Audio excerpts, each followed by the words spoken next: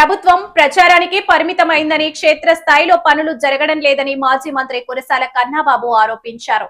సోమవారం Kakinada rural camp కార్యాలయంలో ఆయన మీడియాతో మాట్లాడారు. పెట్రోల్ డీజిల్ కోసం ప్రజలు కొట్టుకునే పరిస్థితి వచ్చినా ప్రభుత్వం పట్టించుకోవడం లేదని విమర్శించారు. ఈ వరికోత యంత్రాలకి డీజిల్ లేదు. ఏ రైతులు వెళ్ళి క్యాన్లు పట్టుకుని వాడి దగ్గరికి వెళ్తే నేను కొట్టను అంటాడు.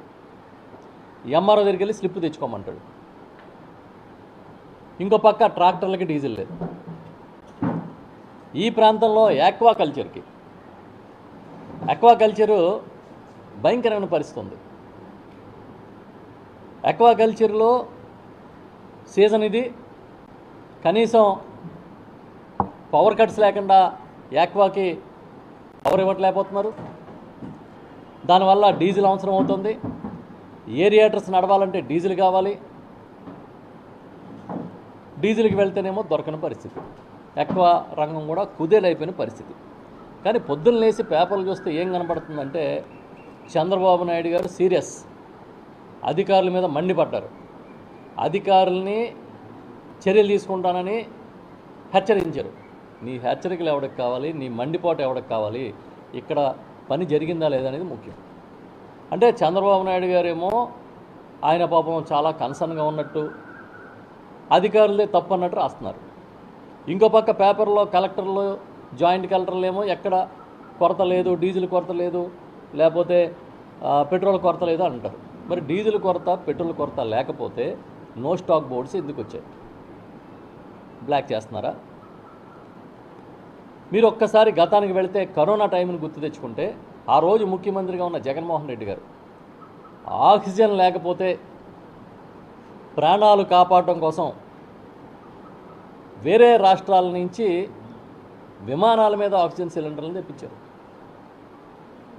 కరోనాలో సంక్షోభంలో ఒక్క పంట కూడా రైతు అమ్ముకోలేని పరిస్థితి ఉండకూడదు అని చెప్పి ప్రతిరోజు సమీక్షించి మార్కెటింగ్ శాఖ ద్వారా, మార్కెట్ ద్వారా పెద్ద ఎత్తున కొనుగోలు చేశారు. ఆ రోజు మంత్రిగా ఉన్నాను నేను, వ్యవసాయ మంత్రిగా, మార్కెటింగ్ మంత్రిగా. ప్రతిరోజు జగన్ గారు సమీక్ష చేసి చాలా క్లియర్గా ముఖ్యమంత్రి గారు ఆనాడు మాకు ఆదేశాలు ఇచ్చేవారు.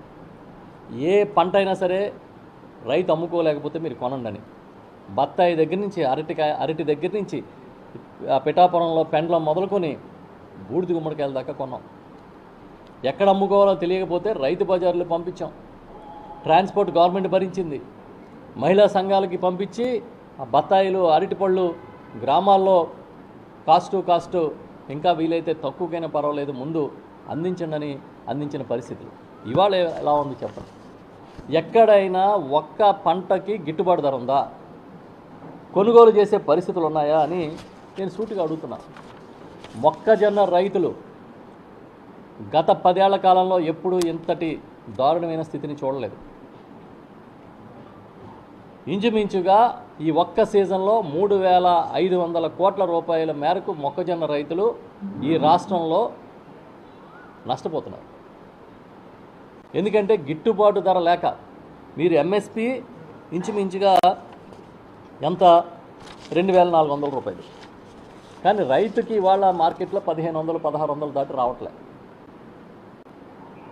అదేమనంటే ప్రభుత్వం ఇవాళ వరకు ఒక్క కొనుగోలు కేంద్రాన్ని ప్రారంభించలేదు.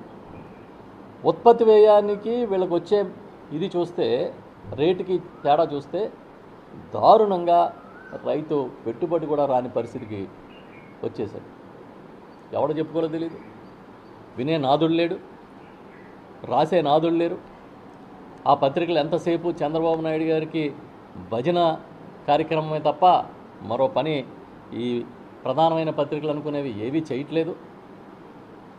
చంద్రబాబు నాయుడు గారికి, వారి కుమారుడికి జాకీలేసి లేపే కార్యక్రమమే తప్ప ప్రజా సమస్య అనేది ఇవాళ పత్రికల్లో రాని పరిస్థితి ఉంది.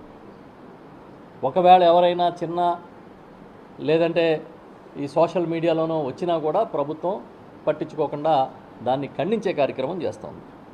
ఒక్కసారి వెనక్కి వెళ్ళి చూస్తే వైఎస్ఆర్ పార్టీ హయాంలో అధికారంలో ఉన్నప్పుడు ఇలాగే మొక్కజొన్నని మార్కెట్ ద్వారా కొనుగోలు చేసిన ఫిగర్స్ కూడా నేను ఇవాళ మీకు చెప్పబోతున్నాను. 2019-20లో 4,17,268 టన్నుల మొక్కజొన్నని ప్రభుత్వం కొనుగోలు చేసింది.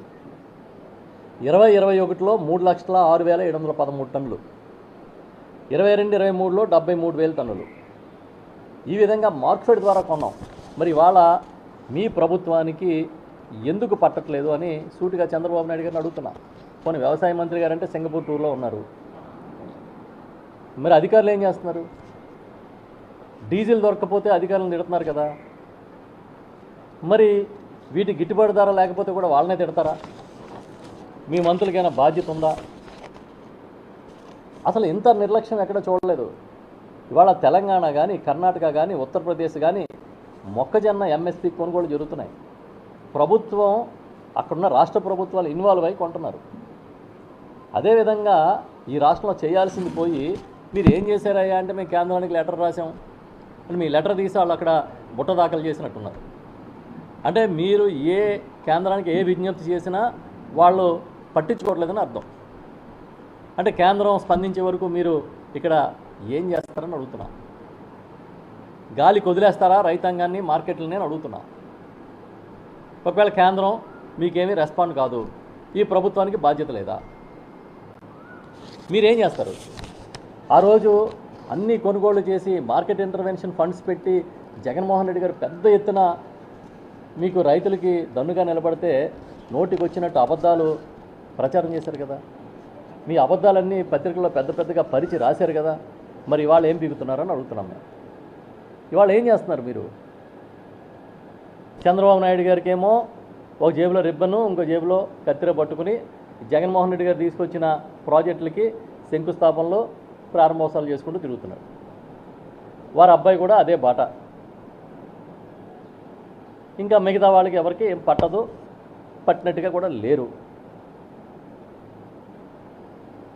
అసలు ఈ రాష్ట్రంలో వ్యవసాయాన్ని ఏం చేద్దాం అనుకుంటున్నారు మీరు? మొక్కజొన్న ధర పడిపోతే తెలంగాణ ప్రభుత్వం ఇవాళ కొనుగోలు చేస్తుంది కదా. పొరుగున ఉన్న ప్రభుత్వం, అక్కడ కూడా చంద్రబాబు నాయుడు గారి శిష్యుడే కదా ముఖ్యమంత్రిగా ఉన్నది కాంగ్రెస్ పార్టీలో. మరి మీ శిష్యుడి పార్టీ గురువు ఎందుకు చేయలేకపోతున్నాడు? అసలు గుజరాత్లో అయితే పంటల కొనుగోలుకి ఆల్రెడీ అక్కడ ఒక